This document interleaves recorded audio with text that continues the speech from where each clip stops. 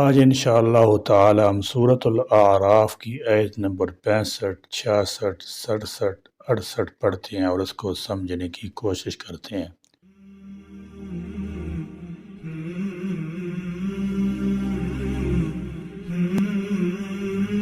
اعوذ باللہ من الشیطان الرجیم، بسم اللہ الرحمن الرحیم۔ وَإِلَىٰ عَادٍ أَخَاهُمْ هُودًا قَالَ يَا قَوْمِ اعْبُدُوا اللَّهَ مَا لَكُم مِّنْ إِلَٰهٍ غَيْرُهُ أَفَلَا تَتَّقُونَ۔ وَإِلَىٰ عَادٍ، اور ہم نے بھیجا عاد کی طرف، اخاہم ان کے بھائی، ہودن ہود کو۔ قرآن میں اس قوم عاد کی کئی خصوصیات بیان کی گئی ہیں۔ مثلا یہ قوم بڑی جسیم اور طاقتور تھی۔ تفسیری روایات میں آتا ہے کہ اس قوم کے عام آدمیوں کے قد 12 ہاتھ یعنی 18 فٹ ہوتے تھے۔ بعض روایات میں 80 ہاتھ یعنی 120 فٹ کا ذکر بھی آتا ہے۔ ان لوگوں کی جسمانی طاقت کے متعلق سورۃ الشعراء میں موجود ہے، وَإِذَا بَطَشْتُمْ بَطَشْتُمْ جَبَّارِينَ۔ جب وہ پکڑتے تھے تو ایسا کہ کوئی ان کی گرفت سے آزاد نہیں ہو سکتا تھا۔ اسی غیر معمولی قوت کی وجہ سے وہ لوگ غرور میں مبتلا ہو گئے تھے۔ کہتے تھے من اشد منا قوة، ہم سے زیادہ طاقتور کون ہے؟ اسی قوم میں اللہ تبارک و تعالی نے حضرت ہود علیہ السلام کو مبعوث فرمایا۔ آپ کا نام عابر بھی بیان کیا جاتا ہے۔ قال، اس نے کہا، یا قومی، اے میری قوم، اعبدو، تم عبادت کرو، اللہ کی، ما لکم، نہیں ہے تمہارے لیے، من الہ، کوئی معبود برحق، غیرہ، اس کے سوا، افلا، کیا پھر نہیں، تتقون، تم ڈرتے۔ جب حضرت ہود علیہ السلام اپنی قوم کی طرف مبعوث ہوئے تو انہوں نے اپنی قوم کو سب سے پہلے توحید کا درس دیا اور فرمایا، قال یا قوم اعبدوا اللہ، اے میری قوم کے لوگوں، اللہ تعالی جل شانہ کی عبادت کرو۔ انبیاء علیہ السلام کی پوری تاریخ اٹھا کر دیکھ لیں، انبیاء علیہ السلام کا اولین درس توحید ہی رہا ہے۔ تمام نبیوں نے لوگوں کو سب سے پہلے توحید کی دعوت دی، پھر تمام سلف صالحین اور مرشدان برحق بھی انبیاء علیہ السلام کے اتباع میں سب سے پہلے توحید ہی کا سبق پڑھاتے ہیں۔ اس کی وجہ یہ ہے کہ کوئی بھی عمل شروع کرنے سے پہلے عقیدہ کی پاکیزگی ضروری ہے۔ چنانچہ دوسرا انبیاء علیہ السلام کی طرح حضرت ہود علیہ السلام نے بھی یہی کہا کہ اے میری قوم کے لوگوں، اللہ کی عبادت کرو، ما لکم من الہ غیرہ، اس کے علاوہ تمہارا کوئی معبود نہیں، کوئی مشکل کشا نہیں، کوئی حاجت روا نہیں، اس کے بغیر کوئی نافع ضار نہیں۔ وہی قادر مطلق ہے، وہی عالم الغیب ہے، وہی مافوق الاسباب ہے، وہی ہر چیز پر اسی کا تسلط ہے۔ لہذا جو ذات ان صفات کی حامل ہے، اس کے سوا الہ بھی کوئی نہیں ہو سکتا۔ جب یہ عقیدہ راسخ ہو جائے گا تو انسان کی فکر پاک ہو جائے گی اور پھر اس کی ہر عبادت اور ریاضت بھی ٹھکانے لگے گی۔ اگر فکر ہی فاسد رہی تو پھر کوئی عبادت کسی کام نہ آئے گی۔ لہذا سب سے پہلے توحید کے ذریعے خدا تعالی جل شانہ کی پہچان کرنا ضروری ہے۔ قال الملأ الذين كفروا من قومه إنا لنراك في سفاهة وإنا لنظنك من الكاذبين قال کہا الملأ ان سرداروں نے، ان وڈیروں نے، ان چودھریوں نے، الذین جنہوں نے کفروا کفر کیا تھا، من قومه اس کی قوم میں سے، انا بے شک ہم لنراک البتہ ہم دیکھتے ہیں تجھے۔ یہ کم عقلی ان کے نزدیک یہ تھی کہ بتوں کو چھوڑ کر جن کی عبادت ان کے آباء و اجداد سے ہوتی آ رہی تھی، الہ واحد کی عبادت کی طرح دعوت دی جا رہی ہے۔ فی صفاحت بے وقوفی میں، وَإِنَّا اور بے شک ہم لَنَظُنُّکَ البتہ تجھے گمان کرتے ہیں، من الکاذبین جھوٹوں میں سے۔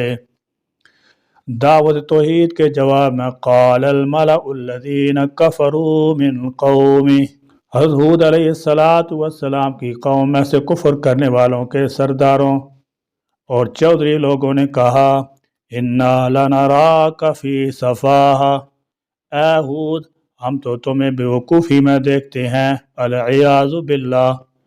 قوم نے دعوت توحید کی قبول کرنے کی بجائے الٹا اپنے نبی پر بے وقوفی کا الزام لگا دیا، حالانکہ اللہ کا نبی تو عاقل الناس یعنی پوری امت میں سب سے زیادہ عقل مند ہوتا ہے۔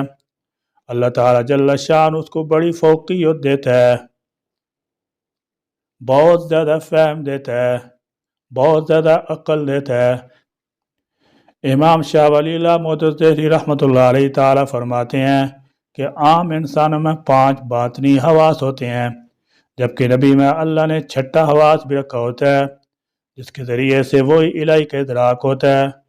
اللہ کا نبی کمال درجے کا ذہین، دانا اور کمال درجے کی صلاحیت کا حامل ہوتا ہے، مگر قوم کے سرداروں نے کہا کہ ہم تو تجھے بیوقوف جانتے ہیں، العیاذ باللہ، تم بیکی باتیں کرتے ہو، تم ہمیں آباء و اجداد کی رسوم سے ہٹانا چاہتے ہو، تم ہمیں اسلاف کے بتوں کی پوجا سے روکنا چاہتے ہو۔ وَنَذَرَ مَا كَانَ يَعْبُدُ آبَاؤُنَا اور جن کو ہمارے باپ دادا پوجتے چلے آئے ہیں ان کو چھوڑ دیں۔ ان لوگوں نے واقعی بے شمار معبود بنا رکھے تھے، ہر مقصد کے لیے الگ معبود تھا، کوئی بارش برسانے والا، کوئی روزی دینے والا، کوئی اولاد عطا کرنے والا اور کوئی اور بگڑی بنانے والا۔ بھلا وہ اتنے معبودوں کو یکدم چھوڑ کر صرف ایک معبود برحق پر کیسے اکتفا کر سکتے تھے؟ ان کی سمجھ میں یہ بات نہ آتی تھی کہ جو کام اتنے سارے معبود مل کر کرتے ہیں وہ اکیلا خدا کیسے کر سکتا ہے۔ لہذا انہوں نے حضرت ہود علیہ السلام سے کہہ دیا کہ تم بیکی اور بیوقوفی کی باتیں کرتا ہے۔ یہ صفات کا مسئلہ آج کل بھی بدخصوص چل رہا ہے۔ آج بھی ایسے لوگ دنیا میں موجود ہیں جو حق کی بات کہنے والے پر بیوقوفی کا الزام لگاتے ہیں۔ بڑے بڑے سرداران قوم، دولت مند، صاحب جاہ اقتدار، غریب دینداروں کو ان القاب سے ملقب کرتے ہیں۔ یہ مولوی ہے، یہ ملا ہے، بڑا نمازی ہے، بڑا پرہیزگار بنا پھرتا ہے، داڑھی کا لیبل لگا رکھا ہے، اسے کیا پتہ کہ دنیا کدھر جا رہی ہے۔ لوگ آسمانوں پر کمندیں ڈال رہے ہیں اور یہ ابھی تک پاکی پلیدی کے مسائل میں پھنسا ہوا ہے۔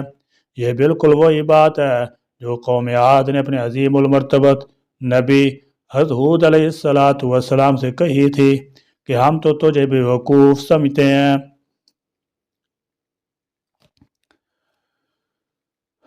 قال یا قوم لیس بی صفاحۃ ولکنی رسول من رب العالمین۔ قال ہود نے کہا، یا قومی، اے میری قوم، لیس نہیں ہے، بی میرے ساتھ، صفاحۃ کچھ بے وقوفی، ولکنی اور لیکن میں تو رسول من رب العالمین، رب العالمین کی طرف سے۔ اس کے جواب حضرت ہود علیہ السلام نے فرمایا قال یا قوم لیس بی صفاہہ، اے میری قوم کے لوگوں، میرے اندر کسی قسم کی بے عقلی کی بات نہیں ہے، لیس بی صفاہۃ، میرے ساتھ بیوقوفی کا کوئی تعلق نہیں ہے۔ کافروں نے گستاخی کر کے حضرت ہود علیہ السلام کو معاذ اللہ بیوقوف کہا، جس پر آپ علیہ السلام نے بڑے تحمل سے جواب دیا کہ بیوقوفی کا میرے ساتھ کوئی تعلق نہیں، اور اس کی وجہ بالکل واضح ہے کہ انبیاء کرام علیہ السلام کامل عقل والے ہوتے ہیں اور ہمیشہ ہدایت پر ہوتے ہیں۔ تمام جہان کی عقل نبی کی عقل کے مقابلے میں ایسی ہے جیسے سمندر کا ایک قطرہ، کیونکہ نبی علیہ السلام تو وہی کے ذریعے اپنے رب عز و جل سے علم و عقل حاصل کرتا ہے، اور اس چیز کے برابر کوئی دوسری چیز کا ہونا محال ہے، برخلاف اس کے وَلَٰكِنِّي رَسُولٌ مِّن رَّبِّ الْعَالَمِينَ، میں تو تمام جہانوں کے رب کا فرستادہ ہوں، اور میرا کام یہ ہے أُبَلِّغُكُمْ رِسَالَاتِ رَبِّي وَأَنَا لَكُمْ نَاصِحٌ أَمِينٌ۔ أُبَلِّغُكُمْ، میں تمہیں پہنچاتا ہوں، رسالات پیغام، ربی، اپنے رب کے، وَأَنَا، اور میں، لکم، تمہارے لیے، ناصح، خیر خواہ ہوں، نصیحت کرنے والا ہوں، امین، امانت دار ہوں۔ ابلغکم رسالات ربی، میں اپنے رب کے پیغام تم تک پہنچاتا ہوں۔ انسانیت کا ہر فرد، خواہ نبی ہو یا پیر و مرشد، وہ لوگوں کی خیر خواہی کی بات کرتا ہے تاکہ وہ برائی سے بچ جائیں اور بالآخر جہنم سے خلاصی پا جائیں۔ حضور صلی اللہ تعالی علیہ وسلم نے صحابہ کرام سے فرمایا کہ میری اور تمہاری مثال ایسی ہے کہ کوئی شخص آگ جلانے اور اس پر پروانے پتنگے اکٹھے ہو جائیں، پھر وہ کوشش کرتا ہے کہ کسی طرح یہ کیڑے مکوڑے آگ میں جلنے سے بچ جائیں، وہ انہیں آگ کے قریب آنے سے ہٹانے کی کوشش کرتا ہے، مگر وہ ادھر جانے سے باز نہیں آتے اور آگ میں جل کر مرتے ہیں۔ فرمایا اسی طرح میں بھی تمہاری کمروں سے پکڑ پکڑ کر آگ سے پیچھے ہٹاتا ہوں کہ اللہ کے بندو کہ اس غلط راستے پر نہ جاؤ آگے جہنم ہے، مگر تم میری بات نہیں مانتے اور جہنم میں جانے کی کوشش کرتے ہو۔ فرمایا ہر نیک انسان نے لوگوں کو جہنم سے بچانے کی کوشش کی ہے، مگر اکثریت ہمیشہ غلط راستے پر ہی چلی ہے۔ شیطان کی پارٹی کو ہمیشہ عدوی برتری حاصل رہی ہے۔ فرمایا تم مجھے جھوٹا کہتے ہو، مگر میں امین ہوں، اللہ کے پیغام میں بال برابر بھی کمی بیشی نہیں کرتا، اور من وعن تم تک پہنچا دیتا ہوں۔ اللہ تعالیٰ جل شان کے پیغام اور اس کے احکام میں کسی قسم کی خیانت قطعی حرام ہے۔ میں امین ہوں اور اپنے منصب کے مطابق اللہ کا حکم پہنچاتا ہوں۔ یا اللہ، ہم آپ کو اپنا خالق رازق حاکم معبود حقیقی سمجھ کر آپ کی اطاعت فرما برداری میں لگے رہیں اور ہر معاملہ میں آپ ہی کو کارساز، آپ ہی کو مشکل کشا اور اپنا حاجت روا سمجھیں۔ یا اللہ، ہمیں عز و زاری کے ساتھ خفیہ دعائیں مانگنے کی توفیق عطا فرما اور ہم کو اپنے مقبول بندوں کے گھروں میں شامل فرما اور اپنی رحمت کو ہر آن اور ہر حال میں ہمارے شامل حال فرما، آمین یا رب العالمین۔ وآخر دعوانا الحمد للہ رب العالمین۔